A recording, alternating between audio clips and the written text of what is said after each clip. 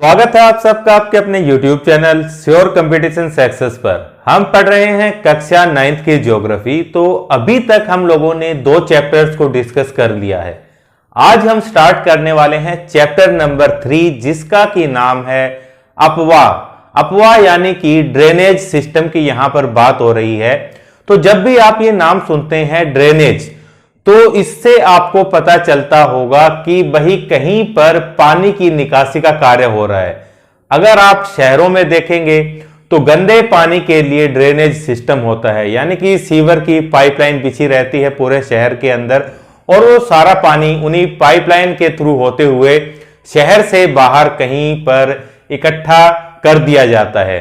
तो ये सारी प्रक्रिया जो है इसको ड्रेनेज सिस्टम कहा जाता है।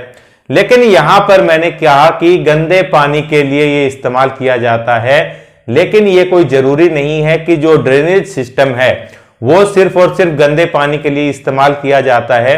दूसरा एग्जाम्पल अगर हम लोग लें तो जैसे कि मान लीजिए कोई भी स्थान है, शहर का भी हो सकता है, गांवों का भी हो सकता है। शहरों का तो छोड़ दीजिए, क्योंकि वहां भी क्या है कि जो वर्षा होती है उसका पानी भी सीवर के पानी के साथ होकर ही फ्लो होता है।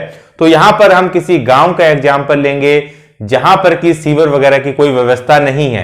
अगर इस गांव में वर्षा होती है तो पूरे गांव में देखिए वर्षा का जो जल है वो किसी किसी स्थान पर इकट्ठा होगा, और वहां से जब वो भर जाएगा, जब और सरप्लस हो जाएगा, उसकी मात्रा जब बढ़ जाएगी तो वो बहना प्रारंभ करेगा। तो देखिए ऊंचाई से निची जगह पर बहता हुआ वो जल, ये प्रक्रिया किसी एक जगह पर नहीं, उस गांव के अंदर बहुत से स्थानों पर होगी, जहां से गलियों से बहता हुआ पानी अनेकों स्थानों से बहकर किसी एक मेन धारा के अंदर मिलेगा, जल की धारा, और उसके बाद वो जो धारा है वो उसको गांव के क्षेत्र से बाहर ले जाकर, जैसे कि गांव के बाहर कोई तालाब है, इस प्रकार से वो जल उसके अंदर गिरा दिया जाएगा। तो ये जो सिस्टम है पानी की निकासी का, इसी को ही क्या कहा जाता है? ड्रेनेज सिस्टम कहा जाता है। हम इस चैप्टर में पढ़ेंगे अपवाह यानी कि ड्रेनेज के बारे में। तो देखिए अपवाह क्या है? ये जल का प्रवाह होता है। अपवाह क्या है? जल का प्रवाह है। जैसे कि नदियां होती हैं, उसके अंदर जो जलीय राशि है, जो जल का प्रवाह होता है, इसी को क्या कहा जाता है? अपवाह कहा जाता है। तो देखिए पहला नाम इस टॉपिक के अंतर्गत जो है आप सीखेंगे अपवाह। अपवाह, और इसी को ही हमने क्या कहा? इसी को ही ड्रेनेज। समझ गए हैं आप ड्रेनेज? अभी मैंने एग्जाम्पल दिया उसके थ्रू। तो इस प्रक्रिया के अंदर क्या था? जल का प्रवाह हो रहा था, यहां पर जल का प्रवाह। लेकिन कैसे प्रवाह कैसा था? एक निर्धारित जल मार्ग के द्वारा। नदियों का जो जल का अपवाह है, जल का जो प्रवाह है, जल जो बहता है नदियों के अंदर, तो ये क्या है? एक निश्चित जल मार्ग, इसका एक निश्चित रास्ता होता है, वहां से बहता है।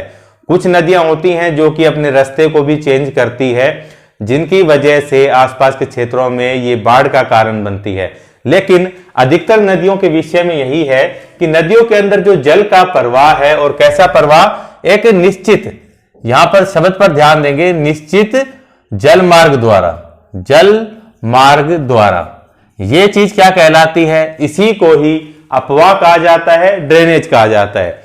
अब नदी जो है ये जरूरी नहीं है कि जो मेन नदी है, जैसे कि गंगा नदी है, तो गंगा नदी उत्तराखंड से निकली, तो उत्तराखंड से निकलने के बाद ये बंगाल की खाड़ी में जाकर गिरती है। तो उत्तराखंड से निकलने के बाद ये गंगा नदी देखिए अकेली बहते हुए अरब की खाड़ी तक नहीं चली जाती है, बंगाल की खाड़ी तक।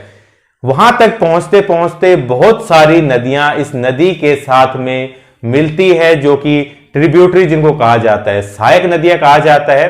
तो अनेकों सहायक नदियों के साथ मिलने पर ये क्या करती है? मुख्य धारा से होते हुए जो जल की बाहरी जो क्षेत्र है, जहां की जैसे मान लीजिए कोई महासागर हो सकता है, सागर हो सकता है, कोई झील भी हो सकती है, कोई तालाब भी हो सकता है, तो जल इस प्रकार से पहुंच रहा है। लेकिन गंगा नदी के विषय में देखिए, गंगा नदी उत्तराखंड से निकलकर बंगाल की खाड़ी तक, और रास्ते में बहुत सारी सहायक नदियां इसके अंतर्गत मिलती है।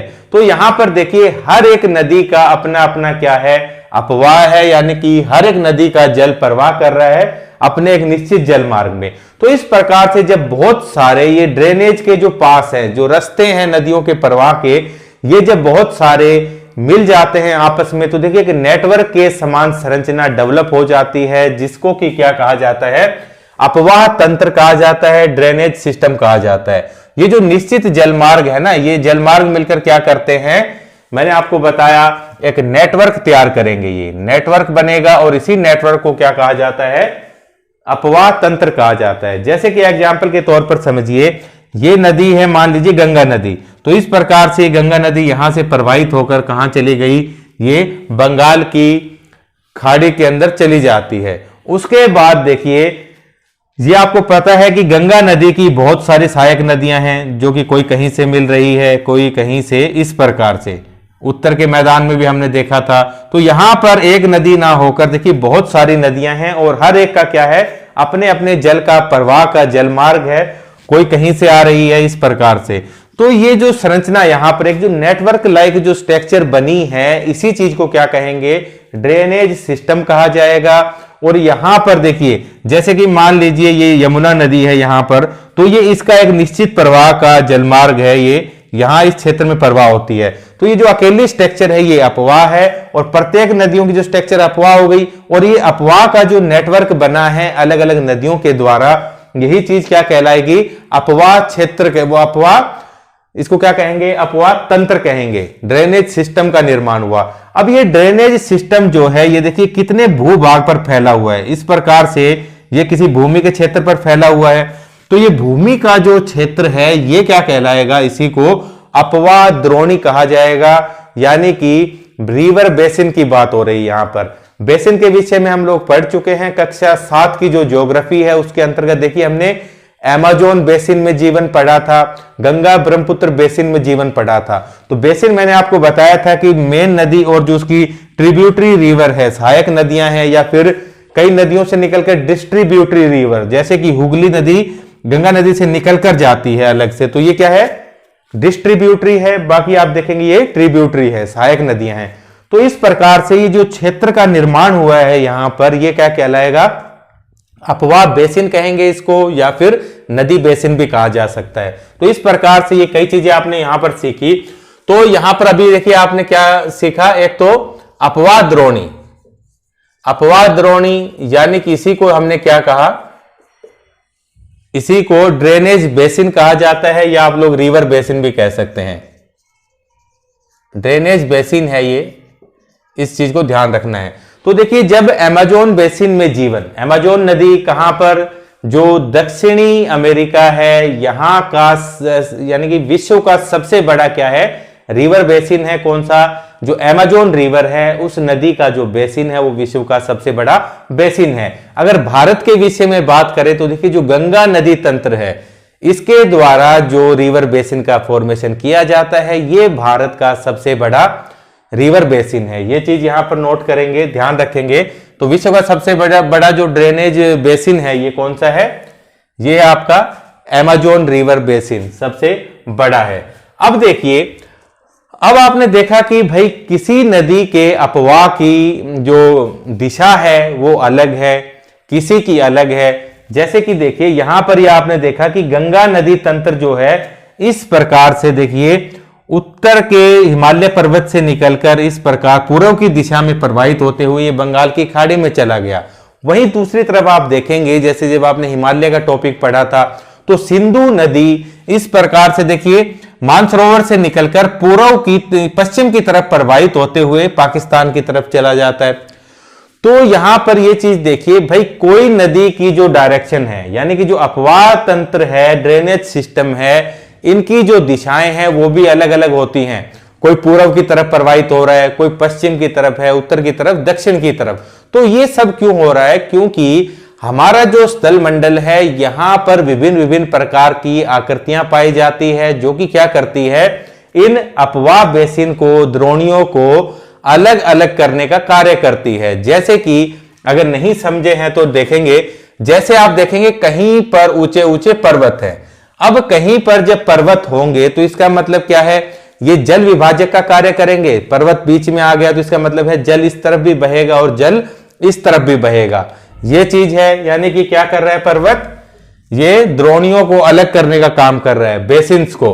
उसके अलावा आप कहीं पर देखेंगे उच्च भूमि है। जब हमने प्रायद्वीपीय पठार पढ़ा था तो हमने देखा था कि जो विंध्य पर्वत है, विंध्य पर्वत को भी क्या कहा जाता है, जल विभाजक कहा जाता है। क्यों? क्योंकि जो विंध्य पर्वत है इससे जो ऊपर की भूमि है, विंध्य श्रेणी के बारे में पढ़ा था ना हमने, विंध्य श्रेणी मान लीजिए विंध्य श्रेणी है, तो इससे ऊपर का जो भाग था उसको हमने क्या कहा था, उसको मध्य उच्च भूमि कहा था। मध्य उच्च भूमि थी और नीचे आपका प्रायद्वीप का पठार था। दोनों का जो ढलान है, यहां पर क्या है, पृथ्वी जो भूमि है ऊपर की तरफ उठी हुई है। पर्वत का मतलब क्या है, पृथ्वी ऊपर की तरफ उठी हुई है। उसकी वजह से क्या हुआ है कि विंध्य पर्वत के आप उत्तर में देखेंगे जो ढलान है वो क्या है, उत्तर पूर्व की तरफ है। यहां से जो नदियां निकलेंगी जैसे कि चंबल, बेतवा, केन, तो कैसे निकलती है चंबल, बेतवा, केन, प्रायद्वीपीय भारत से निकलकर इस प्रकार उत्तर पूर्व की तरफ बहते हुए, जैसे कि नदियां बनाई है ना मैंने, चंबल, बेतवा, केन, तो आप देख रहे हैं इस प्रकार से जाते हुए गंगा नदी में मिल गई। जबकि आप विंध्य पर्वत के नीचे की तरफ देखेंगे जिसको कि दक्कन का पठार कहा जाता है, यहां का जो ढलान आप देखेंगे भूमि का वो किस तरफ है, पूर्व की तरफ है। नीचे से जो भी नदी प्रवाहित होगी जैसे कि कृष्णा, गोदावरी, कावेरी, ये नदियां पश्चिमी घाट से निकलकर कहां को चली जाती है, इस प्रकार से पूर्व की दिशा में प्रवाहित होती है। तो यहां पर यह चीज बताई जा रही है कि भाई पर्वत है, उच्च भूमि है, उसके अलावा आप कहीं पर देखेंगे जैसे कि भ्रंश पाए जाते हैं। भ्रंश यानी कि भाई भूमि के ऊपर कोई फॉल्ट या फिर दरार, जिसकी वजह से एक खाईनुमा स्ट्रक्चर बन जाती है और वहां से अगर कोई नदी निकलती है तो उस भ्रंश घाटी से होते हुए अलग दिशा के अंदर बहेगी। जैसे कि अभी अभी मैंने आपको बताया कि यहां पर जो प्रायद्वीपीय पठार है, दक्कन का पठार, इसकी जो ढलान है ये देखिए, यहां से नदियां निकलकर इस तरह पूर्व की तरफ जाती है। लेकिन वहीं आप दूसरी तरफ देखेंगे जैसे कि नदियां, नर्मदा नदी है, तापी नदी है, ये किस प्रकार बहती है, ये देखिए यहां से निकलकर और इस तरफ यानी कि पश्चिम की तरफ बहती है। ऐसा क्यों है? क्योंकि यहां पर ये अपनी भ्रंश घाटियों के अंदर बहती है, दरार के अंदर बहती है, यानी कि यहां पर जो पठार का भाग है ना वो अवतलित हो गया है, नीचे की तरफ धंस गया है, जिसकी वजह से जो ढलान है उस स्पेशल क्षेत्र का इस प्रकार हो गया है और नदियां इस तरफ प्रवाहित हो रही है। तो यहां पर देखिए जो पर्वत है, उच्च भूमि है और जो भ्रंश है, ये सब चीजें क्या करती हैं, ये जो ड्रेनेज सिस्टम है यानी कि अपवाह द्रोणियां है, यानी कि ड्रेनेज बेसिन है, अपवाह द्रोणियां है, इनको अलग अलग करने का कार्य करती है। अपवाह द्रोणी समझ रहे हैं ना, यानी कि रिवर बेसिन, जैसे कि गंगा नदी का बेसिन है, सिंधु का बेसिन है, ब्रह्मपुत्र का बेसिन, अमेजोन रिवर का बेसिन, इस प्रकार से। तो ये चीजें इनको विभाजित करने का कार्य करती है। तो देखिए अब ये जो अपवाह तंत्र है यानी कि जल का जो प्रवाह हो रहा है एक निश्चित जल मार्ग के द्वारा, तो ये किन किन चीजों के द्वारा कंट्रोल किया जाता है। तो जल का प्रवाह देखिए इन्हीं चीजों के द्वारा ही कंट्रोल होगा। भाई पर्वत है, उच्च भूमि या भ्रंश है, इन चीजों के द्वारा ही कंट्रोल होता है। तो हम लोग कह सकते हैं कि जो अपवाह तंत्र है, अपवाह तंत्र है, इसका नियंत्रण, अपवाह तंत्र का नियंत्रण किसके द्वारा होता है, जो भौगोलिक आकृतियां होती हैं। कौन सी आकृतियां? भौगोलिक आकृतियां, इनके द्वारा क्या किया जाता है, अपवाह तंत्रों का नियंत्रण किया जाता है। आकृतियां यही वाली है जैसे कि पर्वत है, उच्च भूमि है, भ्रंश है। अब देखिए जो हिमालय से निकलने वाली नदियां हैं उनकी डायरेक्शन अलग है, क्वालिटीज अलग है, जबकि जो प्रायद्वीपीय भारत से निकलती है उनकी क्वालिटीज अलग अलग है। तो इन्हीं आधार पर देखिए भौगोलिक आकृतियों के आधार पर ही क्या किया गया है, जो नदियां हैं इनको दो भागों के अंदर डिवाइड किया गया है। पहला जो ग्रुप है जिसके अंदर जो नदियां रखी गई है इसका नाम दिया गया है हिमालय से निकलने वाली नदियां, और दूसरी जो नदियां बच गई है वो है प्रायद्वीपीय भारत से निकलने वाली नदियां। अब आप ये चीजें समझते हैं, प्रायद्वीप क्या है, हिमालय क्या है, ये सब चीजें इससे पहले वाली जो क्लासेस है उसके अंदर डिस्कस की जा चुकी है। तो यहां पर मैंने आपको बताया कि जो नदियां हैं दो भाग में डिवाइड कर दी गई है, हिमालय से निकलने वाली नदियां और उसके अलावा प्रायद्वीपीय भारत से निकलने वाली नदियां। तो हिमालय से निकलने वाली नदियां, अब देखेंगे कि क्या क्या क्वालिटीज है इन नदियों के अंदर जो कि हिमालय से निकलती है और किस प्रकार ये भिन्न है प्रायद्वीपीय भारत की नदियों से। तो देखिए उत्तर की तरफ भारत का जो उत्तरी छोर है, यहां पर हमने पर्वत श्रृंखलाएं जो भी थी उनके बारे में हम लोग पढ़ चुके हैं कि भाई भारत इस प्रकार से है ना। तो सबसे उत्तर में तो यहां पर देखिए काराकोरम, लद्दाख, जास्कर इस प्रकार, फिर वृहत हिमालय, फिर मध्य हिमालय और ये शिवालिक। इस प्रकार से हिमालय की जो श्रृंखलाएं थी इनका हमने अध्ययन कर लिया है। तो यहां से जो भी नदियां निकलेंगी उनको हम लोग क्या कहेंगे, हिमालय से निकलने वाली नदियां।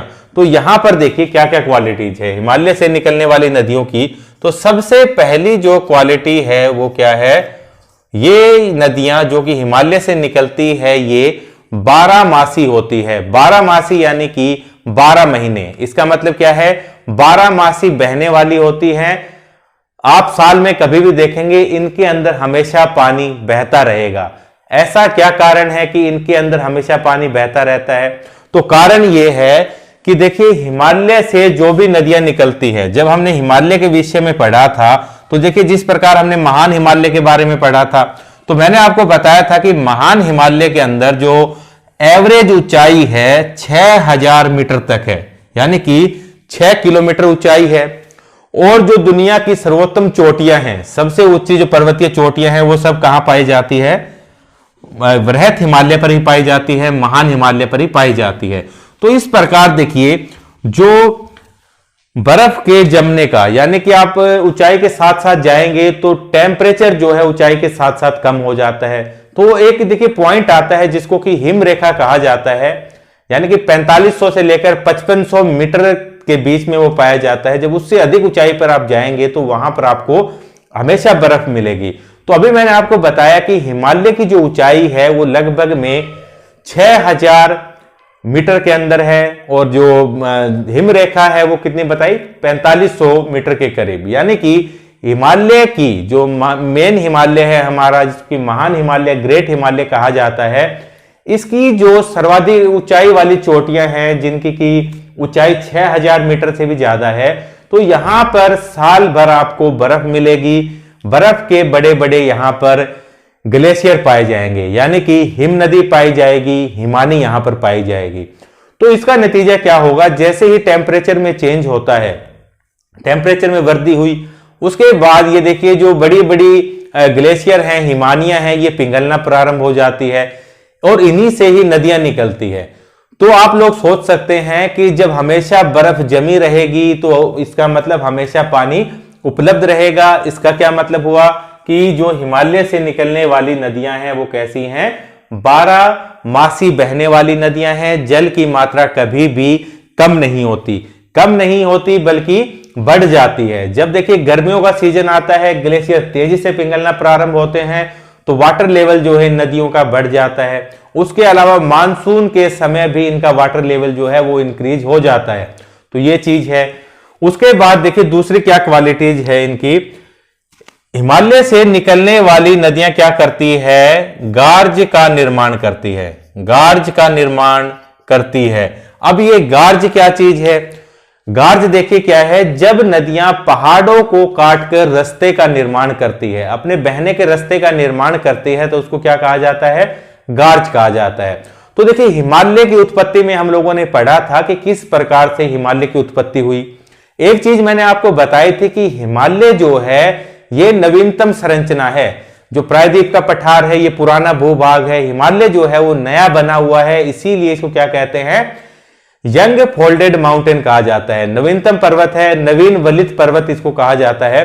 तो देखिए जब हिमालय के निर्माण से पहले भी क्या था कि कुछ नदियां इस भूभाग के अंदर बह रही थी, इस भूमि पर पहले भी नदियां बह रही थी, जैसे कि कौन कौन सी, सिंधु है, ब्रह्मपुत्र हो गया, सतलुज, ये ऐसी नदियां थी जो कि हिमालय की उत्पत्ति से पहले भी बह रही थी। तो इन नदियों को क्या क्या कहा जाता है, पूर्ववर्ती नदियां इनको कहा जाता है। तो मान लीजिए ये सिंधु नदी है, इस प्रकार से बह रही है, सिंधु नदी हिमालय से पहले बह रही है, पूर्ववर्ती नदी है।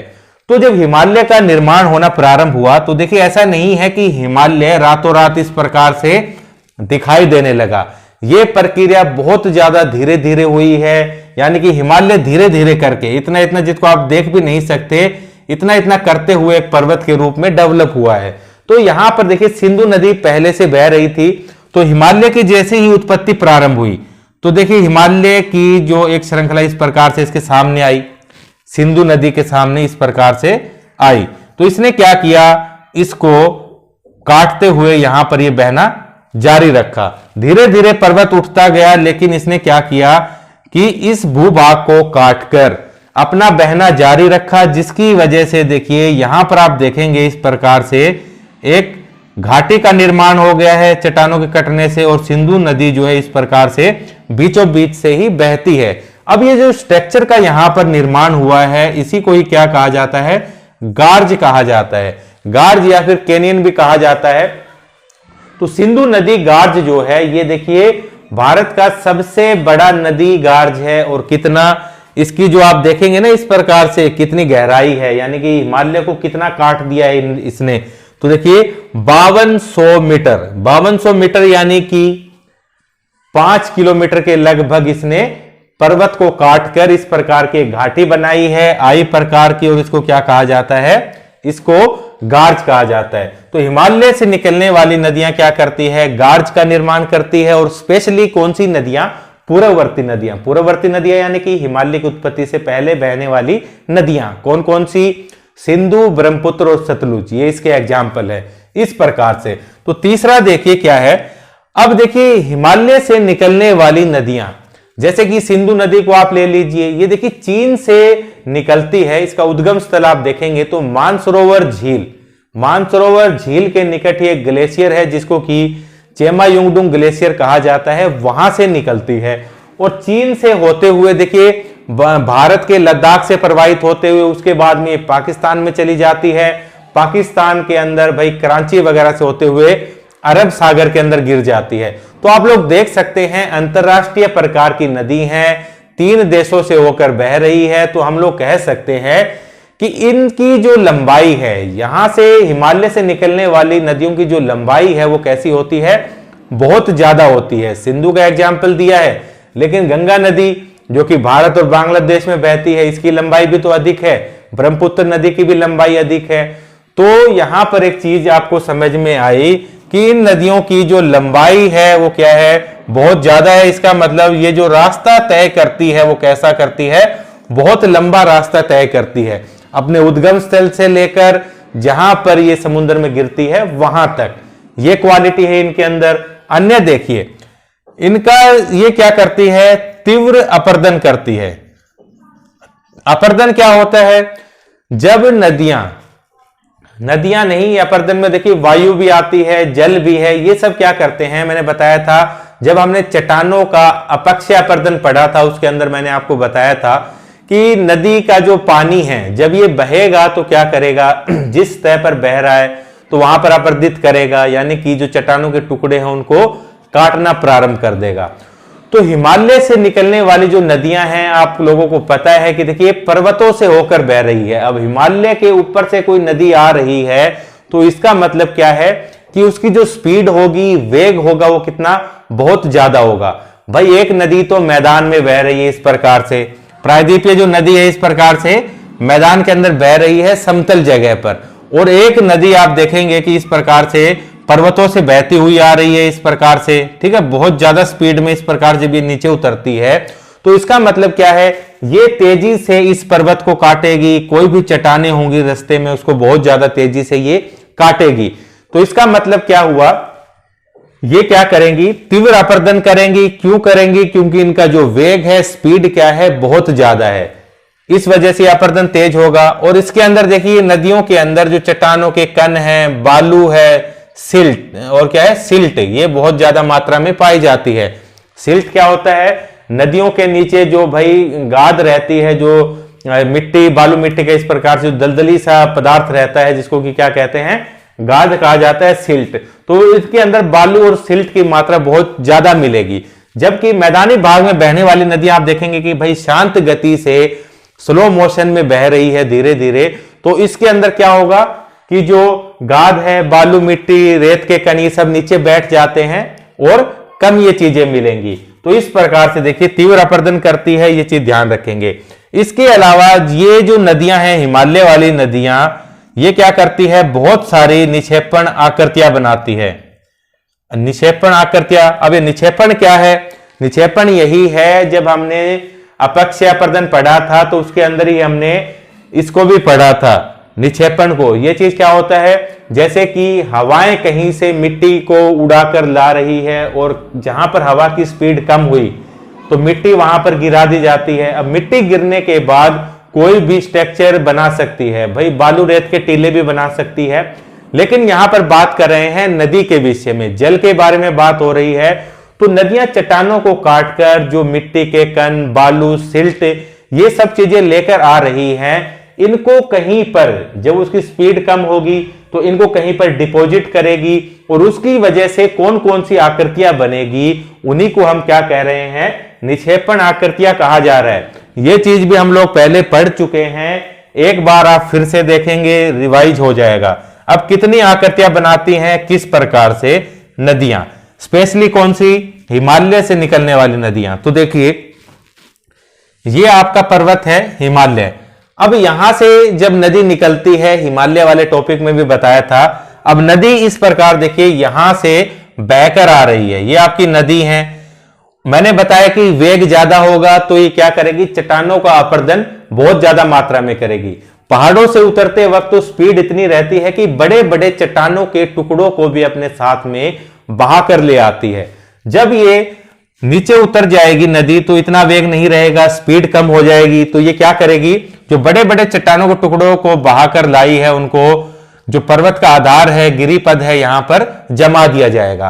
तो ये जो एक स्ट्रक्चर बनी है चट्टानों को जमाने से, डिपोजिशन से, निक्षेपण से, तो इस आकृति को हम लोग पढ़ चुके हैं पहले भी। ये क्या है, भाबर इसको कहा जाएगा।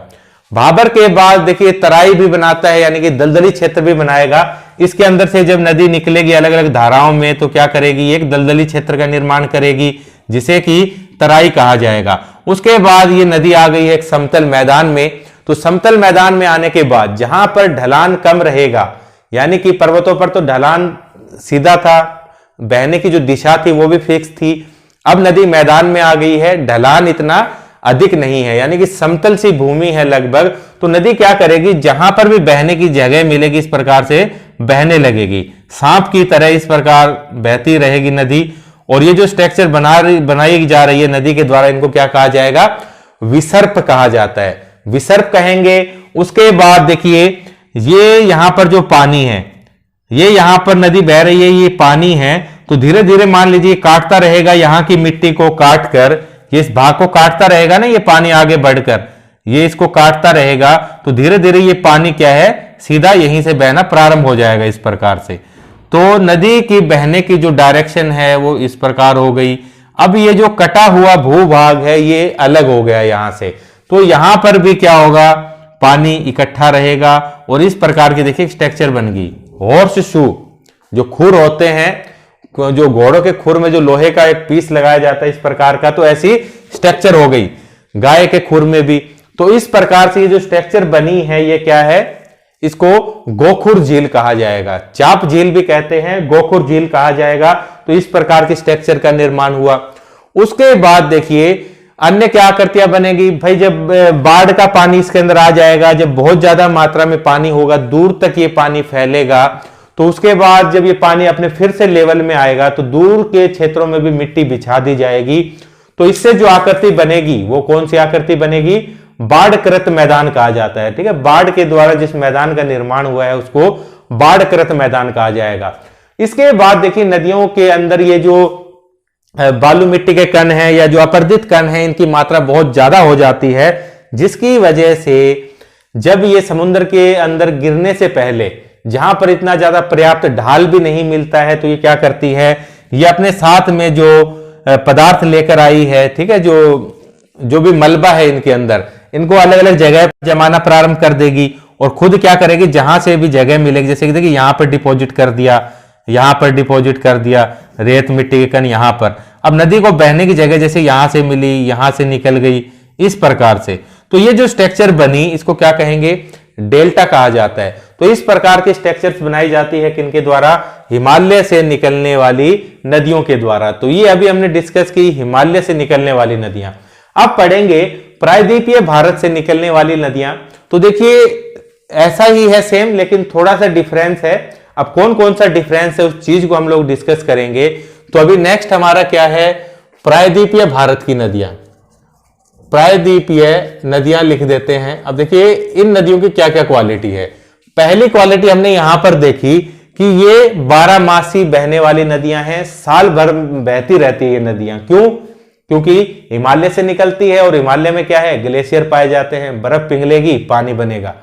लेकिन जो प्रायद्वीपीय भारत है, क्या यहां पर कोई ऐसा पर्वत है जिसकी ऊंचाई भाई 6000 मीटर से ज्यादा हो और जहां पर बर्फ जमा रहती हो? तो ऐसा कोई भी पर्वत नहीं है, केवल हिमालय पर ही है।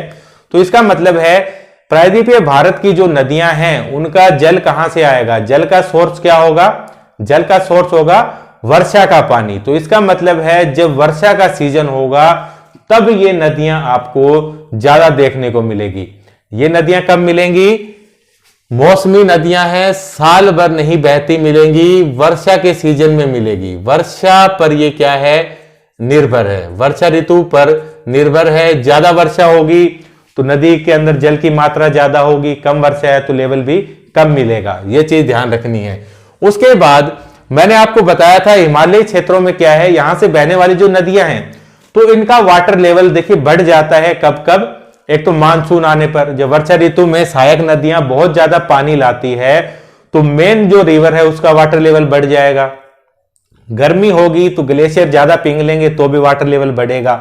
लेकिन यहां पर जब गर्मियां आएंगी, यानी कि जब शुष्क मौसम होगा, शुष्क मौसम होगा, हवाओं के अंदर नमी नहीं होगी, हवाएं सूखी होंगी, तो वो क्या करेंगी, पानी को बहुत ज्यादा वाष्पीकृत करेंगी, पानी उड़ जाएगा नदियों का, तो वाटर लेवल बहुत ज्यादा कम हो जाता है। शुष्क मौसम में क्या होगा कि जो वाटर लेवल है ये कैसा हो जाता है, बहुत ज्यादा कम हो जाता है। किनका? प्रायद्वीपीय भारत की नदियों का। ये डिफरेंस है। उसके बाद देखिए अन्य हमने देखा था कि ये जो लंबाई है इनकी कैसी है, बहुत ज्यादा है। जो कि प्रायद्वीपीय भारत की नदियां आप देखेंगे छोटे छोटे ज्यादा नदियां मिलेंगी इस प्रकार से, यानी कि कुछ लंबी भी होंगी, लेकिन आप ये ध्यान रखेंगे लंबाई इनकी तुलना में कम है। हिमालय से निकलने वाली नदियों की तुलना में कम लंबाई मिलेगी। और क्या होगा, ये छिछली भी होंगी। छिछली क्या होता है? छिछली होता है भाई कम गहराई वाला, जिसकी गहराई ज्यादा ना हो। अब हिमालय से जो नदियां निकलेगी लंबी भी खूब है, तेज बहाव वाली है, जल की मात्रा भी ज्यादा है, तो क्या होगी, ज्यादा सतह का अपर्दन करेगी, गहरी होती जाएगी। लेकिन ये जो नदियां हैं इनकी गहराई भी ज्यादा नहीं होती, ये कैसी होती है, छिछली होती है। उसके बाद देखिए जैसे कि अब इसका यहां पर फिर से नाम लेंगे विंध्य श्रेणी का, जो कि जल विभाजक है, मैंने आपको बताया था। तो यहां पर क्या है, उत्तर की तरफ जो ढाल है वो कैसा है, उत्तर पूर्व की तरफ। देखिए एक बार देख लेंगे। और उसके बाद जो प्रायद्वीपीय पठार का मेन हिस्सा है, यहां पर जो ढाल है वो कैसा है, वो पूर्व की तरफ है। एक बार देख लेंगे। वैसे जो कल की क्लास हुई थी जिसके अंदर हमने प्रायद्वीपीय पठार पढ़ा था, उस चीज के अंदर भी हमने पूरा डिस्कस किया था इस चीज को। तो देखिए फटाफट से हम एक मैप बनाएंगे, उसके बाद आप लोग समझ जाएंगे किस क्षेत्र की बात हो रही है यहाँ पर। तो ज्यादा बनाने की जरूरत नहीं है, पूर्वोत्तर भारत बस इतना ही। ये राजस्थान का क्षेत्र है, जिस प्रकार से ये गुजरात, ये है प्रायद्वीपीय भारत, इस प्रकार से। तो यहां पर मैं बता रहा हूं कि जो विंध्य श्रेणी है, विंध्य श्रेणी देखिए इस प्रकार से यहां पर स्थित है। ये क्या है, विंध्य श्रेणी है। विंध्य श्रेणी से ऊपर का जो भाग है इसको क्या कहा जाता है, केंद्रीय उच्च भूमि कहा जाता है। केंद्रीय उच्च भूमि, बीच में मैंने शायद मध्य उच्च भूमि बोल दिया था, तो देख लेंगे ये केंद्रीय उच्च भूमि है। इसका जो ढाल है, यहां से जो नदियां निकलती हैं जैसे कि चंबल, बेतवा, केन, इस क्षेत्र से बहती है और गंगा नदी के अंदर ये नदियां मिल जाती है, ठीक है, यमुना के थ्रू। तो यहां पर आप ढाल देख सकते हैं किस तरफ है, उत्तर पूर्व की तरफ ढाल है। लेकिन जो नीचे का भाग है यहां पर जो ढाल है वो किस तरफ है, पानी के बहने की दिशा पूर्व की तरफ है। ये चीज यहां पर बताई जा रही है कि जो बहने की दिशा इस प्रकार है। लेकिन जो अधिकतर नदियां हैं यहां पर आप लोग देखेंगे, यहां पर क्या है, पश्चिमी घाट है। तो पश्चिमी घाट से ज्यादातर नदियां निकलती है, अधिक लंबाई वाली इस तरह होती हुई वो कहां पर, यहां पर आपकी बंगाल की खाड़ी में ये नदियां चली जाती है। ठीक है, इतना ही बताया गया है बुक में। जैसे जैसे आगे बढ़ेंगे पूरा डिटेल से पढ़ेंगे, अभी सिर्फ कक्षा 9th की एनसीईआरटी के हिसाब से। उसके बाद देखिए, ये तो क्वालिटीज हो गई हिमालयी नदियों की, और उसके बाद यहां पर हमने देखा प्रायद्वीपीय भारत की नदियां। ठीक है, बाकी आप लोग ये अच्छे से समझ गए हैं, तो इसका भी आप लोग अच्छे से डिफाइन कर सकते हैं क्या क्या अंतर होगा। उसके बाद देखिए ये चीज, भाई पश्चिमी घाट से ज्यादातर नदियां और कहां पर चली जाती है, ज्यादातर बंगाल की खाड़ी में। कुछ नदियां हैं जैसे कि भाई नर्मदा है यहां पर, ठीक है, ये जो विंध्य पर्वत है, नीचे एक सतपुड़ा पर्वत है, बीच में क्या है भ्रंश घाटी, तो नर्मदा तापी ये भ्रंश घाटी में बहती है, इस वजह से क्या है इनकी जो दिशा है इस तरफ हो गई। यहां पर ये चीज बताई गई है कि अपवाद तंत्र का नियंत्रण किसके द्वारा किया जाता है, भौगोलिक आकृतियों के द्वारा होता है। यहां पर आप देखेंगे पठार की वजह से, पर्वत की वजह से यहां पर अपवाद तंत्र की जो दिशा है वो अलग है, यहां पर अलग है, इस प्रकार से। तो ये हुआ अपवाद तंत्र के बारे में। तो देखिए भारत के अंदर कौन कौन से मुख्य अपवाद तंत्र हैं, या फिर कह सकते हैं डायरेक्टली नदी तंत्र की बात हो रही है। तो भारत के अंदर जो मुख्य नदी तंत्र पाए जाते हैं जो कि पढ़ने लायक है, तो इसके अंदर हम लोग पढ़ेंगे सिंधु नदी तंत्र के बारे में। तो देखिए यहां पर सिंधु इस प्रकार से, सिंधु अपनी सहायक नदियों के साथ मिलकर इस प्रकार से यहां पर सिंधु नदी तंत्र बनाती है, इस चीज को हम लोग पढ़ेंगे। उसके अलावा अभी मैंने बताया था कि यहां से प्रवाहित होते हुए गंगा नदी बंगाल की खाड़ी में, बहुत सारे इसकी सहायक नदियां, तो गंगा नदी तंत्र के बारे में पढ़ेंगे। उसके अलावा यहां पर जो ब्रह्मपुत्र नदी तंत्र है इसके बारे में भी डिटेल से पढ़ेंगे। तो अभी हम लोग देखेंगे फटाफट से सिंधु नदी तंत्र के बारे में। सिंधु नदी तंत्र क्या है, कौन कौन सी नदियां उसके अंदर शामिल है, इस चीज को हम लोग अभी देखने वाले हैं। तो फटाफट से देखेंगे, जितना कि बुक में बताया गया है उसी हिसाब से, तो आप लोग पढ़ते चलेंगे साथ साथ। तो देखिए सबसे पहले ये जो मैप के अंदर हिस्सा बनाया गया है इसी को ही हम बनाएंगे, इससे ही समझ आ जाएगा आपको सिंधु नदी तंत्र के बारे में। तो देखिए यहां पर पहले हम लोग एक इंडिया का छोटा सा मैप बनाएंगे जिसके अंदर हम केवल जम्मू कश्मीर और लद्दाख का हिस्सा ही दिखाने का प्रयास करेंगे। इस प्रकार से ये जो पार्ट यहां पर बनाया गया है, तो देख सकते हैं ये है हमारे भारत का जो उत्तरी छोर है, इस प्रकार से। तो देखिए सिंधु नदी जो है ये कहां से निकलती है, अभी थोड़ी देर पहले मैंने आपको बताया था, तिब्बत वाला जो क्षेत्र है, तिब्बत वाला जो क्षेत्र है जो कि चीन के अधिग्रहण में ही है, यहां पर है मानसरोवर झील। तो मानसरोवर झील के निकट ही एक ग्लेशियर है, ग्लेशियर यानी कि हिम नदी, हिमानी भी कहते हैं, बर्फ की जमी हुई नदी है यहां पर, जिसका की नाम है चेमायुंगडुंग ग्लेशियर। तो चेमायुंगडुंग ग्लेशियर से निकलती है सिंधु नदी। तो चेमायुंगडुंग मैंने कहां पर बताया, ये देखेंगे यहां पर जो क्षेत्र है ये है तिब्बत का, और यहीं पर है चेमायुंगडुंग ग्लेशियर। तो सिंधु नदी यहां से निकलकर इस प्रकार देखिए लद्दाख है, ये लद्दाख के अंदर चल रही है भाई, इस प्रकार से ये जम्मू कश्मीर है, ये लद्दाख है। तो लद्दाख से बहती हुई ये जो क्षेत्र आप देख रहे हैं पाकिस्तान के अधिग्रहण में है, जिसको कि गिलगिट बाल्टिस्तान कहा जाता है, गिलगिट बाल्टिस्तान। तो यहां से गिलगिट बाल्टिस्तान से होते हुए इस प्रकार से आप देख सकते हैं, यहां से ये प्रवाहित होते हुए ये पाकिस्तान का क्षेत्र है पूरा, यहां पर कराची आ गया, और उसके बाद नीचे आप देखेंगे यहां पर है अरब सागर। ठीक है, भारत का ये हिस्सा देखिए यहां से ये प्रवाहित हो रही है इस प्रकार से, ये सिंधु नदी है, यहां से निकलकर इस प्रकार से होते हुए, तो यहां पर क्या है गुजरात से अरब सागर है ना लगा हुआ, तो यहां पर भी तो अरब सागर है पाकिस्तान के क्षेत्र में, कराची जो पोर्ट है बंदरगाह, तो यहां से ये चली गई कहां, पाकिस्तान से होते हुए अरब सागर के अंदर। ठीक है, तो इस प्रकार से ये हुई सिंधु नदी। तो नाम नोट करेंगे, ये है सिंधु, कहां से निकल रही है, चेमायुंगडुंग ग्लेशियर, और कहां पर है मानसरोवर तिब्बत के पास। उसके बाद देखिए इसकी कुछ सहायक नदियां भी हम लोग देखेंगे कि कौन कौन सी इसकी सहायक नदियां हैं। तो सिंधु नदी में आप देखेंगे यहां पर जो 3 पर्वत श्रृंखलाएं हैं, यहां पर काराकोरम, उसके बाद लद्दाख और जास्कर। तो सिंधु नदी जो निकल रही है वो देखिए लद्दाख और जास्कर जो पर्वत श्रेणियां हैं जिनके बारे में हमने पढ़ा है, उसके बीच से बहकर ये गुजर रही है, कहां से, लद्दाख और जास्कर के बीच से। यहीं पर देखिए बहुत सारी नदियां इसके साथ मिलती हैं छोटी छोटी, जिनको कि दिखाऊंगा नहीं, यहां पर मैं मुख्य नदियां ही दिखाऊंगा। तो इसी समय इसके अंदर कई नदियां मिलती हैं सहायक। कौन कौन सी है उनका देखिए नाम आप नोट करेंगे, जैसे कि जास्कर नदी है, उसके बाद देखिए नुब्रा और श्योक और हुंजा, ये नदियां सहायक नदियां हैं जो कि जब ये बह रही है तो इस प्रकार से ये मिल गई इसके साथ। अब सिंधु नदी यहां से निकलती है तिब्बत से और अरब सागर में गिर गई, तो इसकी अगर लंबाई की बात करें, सिंधु नदी की लंबाई कितनी है, तो देखिए एग्जैक्ट कितनी है, 3180 किलोमीटर है। यह चीज ध्यान रखनी है, 3180 किलोमीटर दूसरी भारत की सबसे लंबी नदी। और उसके बाद देखिए पहली की अगर बात करें तो ब्रह्मपुत्र है, और विश्व की जितनी लंबी नदियां हैं उसके अंदर भी ये शामिल है, ये चीज ध्यान रखनी है। और उसके बाद देखिए अब कौन कौन सी इसकी मुख्य सहायक नदियां हैं, इन चीज को डिस्कस करना है, एग्जाम में आती हैं बहुत बार, इन चीज को ध्यान से देखना है।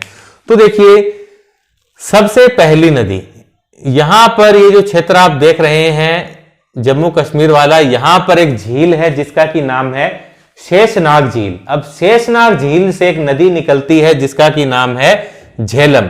यहां पर मैं खाली झेल लिख देता हूं, आप लोग समझ जाएंगे, झेलम नदी। अब झेलम नदी इस प्रकार से देखिए बहती है, रास्ते में आती है वुल्लर झील, तो वुल्लर झील से होते हुए इस प्रकार देखिए ये जो सीमा है भारत पाकिस्तान की, इसके बिल्कुल साथ साथ होते हुए इस प्रकार से नहीं, थोड़ा ऊपर से ही इस प्रकार से ये आ गई नीचे यहां तक। अब ये किस नदी के अंदर मिलती है ये अभी हम देखेंगे। तो हिमाचल प्रदेश से एक नदी निकलती है यहां पर जिसका की नाम है चेनाब। चेनाब नदी कहां से, हिमाचल प्रदेश से। चेनाब नदी यहां से निकली इस प्रकार से देखिए, तो चेनाब नदी और जो झेलम नदी है ये आपस में मिल जाती है। झेलम नदी जो है वो चेनाब की सहायक नदी की तरह इसके अंदर चेनाब में मिल गई, और दोनों कहां चली गई, यहां पर सिंधु नदी के साथ मिल गई। तो तीन नदियां हो गई भाई, सिंधु, झेलम, चेनाब। उसके बाद देखिए हिमाचल प्रदेश वाले क्षेत्र से ही एक और नदी जिसका की नाम है रावी। रावी कहां से निकली, हिमाचल प्रदेश से, ये इस प्रकार देखिए होते हुए और ये मिल गई है चेनाब नदी में इस प्रकार से।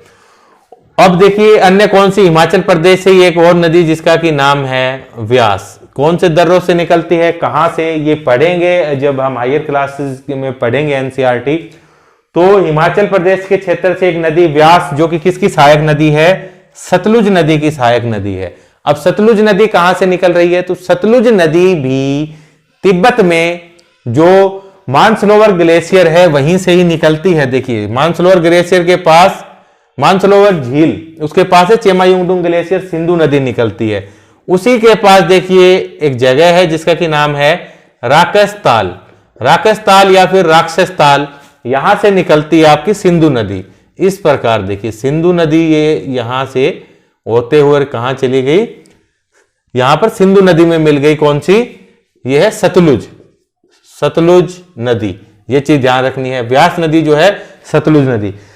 अब यहां पर देखिए सिंधु नदी की कौन कौन सी सहायक नदियां हैं, सिंधु, झेलम, चेनाब, रावी, व्यास और सतलुज। व्यास नदी जो है वो सतलुज नदी के साथ मिलती है यहां पर। ये है क्या, यहां पर मिलेगी एक जगह है जिसका क्या नाम है, हरिके। हरिके नामक स्थान पर मिलती है, यहां पर ये जगह है हरिके। और यहीं से ही देखिए जो इंदिरा गांधी नहर है वो भी निकाली गई है। तो हरिके नामक स्थान पर मिल गई व्यास नदी सतलुज नदी के साथ। ध्यान रखना है व्यास नदी जो है वो पाकिस्तान में नहीं बहती। पाकिस्तान में कौन कौन सी नदियां बहती है, सिंधु, झेलम, चेनाब, रावी और सतलुज, इस प्रकार से। अब ये जो सारी नदियां किस जगह पर मिल रही है ये चीज ध्यान रखनी है। तो यहां पर देखिए ये सिंधु के साथ सारी नदियां मिल गई, तो यहां पर भी तो कोई जगह होगी। इस जगह का नाम है मिठानकोट। पठानकोट नहीं है, पठानकोट पंजाब में है, यह है मिठानकोट। और मिठानकोट कहां पर है, यह है पाकिस्तान के अंदर। तो मिठानकोट में हो गई, अभी मैंने बताया कि भाई कराची वराची वाले क्षेत्र से होकर ये अरब सागर में गिर जाती है। तो इतना ही है, ये थी आपकी सिंधु नदी तंत्र, ये छोटा सा हमने डिस्कस किया। उसके अलावा एक और चीज बताई गई है कि सिंधु जल समझौता, सिंधु जल संधि या फिर सिंधु जल समझौता, ये क्या चीज है। 1960 में ये भारत और पाकिस्तान के बीच में एक समझौता हुआ था। अब देखिए नदियां आप लोग देख सकते हैं कि किस तरह से भारत के अंदर भी है और पाकिस्तान के अंदर भी है। अब नदियों का देखिए जो उद्गम स्थल है वो कहां है, भारत के अंदर है, लेकिन पाकिस्तान में भी जा रही है। तो इन नदियों के जल का किस प्रकार से इस्तेमाल होगा दोनों देशों के बीच में, तो इसी चीज को लेकर क्या किया गया है कि भारत और पाकिस्तान के बीच में सिंधु जल संधि की गई, सिंधु जल समझौता किया गया। कब? 1960 में। उस टाइम जो हमारे पीएम थे जवाहरलाल नेहरू और पाकिस्तान की तरफ से अयूब खान, दोनों के हस्ताक्षर हुए, एक समझौता हुआ। इसके अंदर यह फिक्स किया गया कि सिंधु तंत्र का जितना भी पानी है इसके 20% भाग का उपयोग भारत करेगा और बाकी का कौन करेगा? पाकिस्तान। तो यह था सिंधु जल समझौता। कभी पढ़ेंगे इसके बारे में पूरा डिटेल के साथ, क्या था, क्या बैकग्राउंड था, सारी चीज देखेंगे। लेकिन अभी बस बुक के हिसाब से इतना ही। तो देखिए फ्रेंड्स, ये थी आज की हमारी क्लास। तो आप लोगों से रिक्वेस्ट है कि ज्यादा से ज्यादा हमारे चैनल को आप लोग सब्सक्राइब करें और अपने दोस्तों के साथ भी जरूर से शेयर करें। तो थैंक यू फ्रेंड्स, मिलेंगे नेक्स्ट क्लास में जल्दी ही।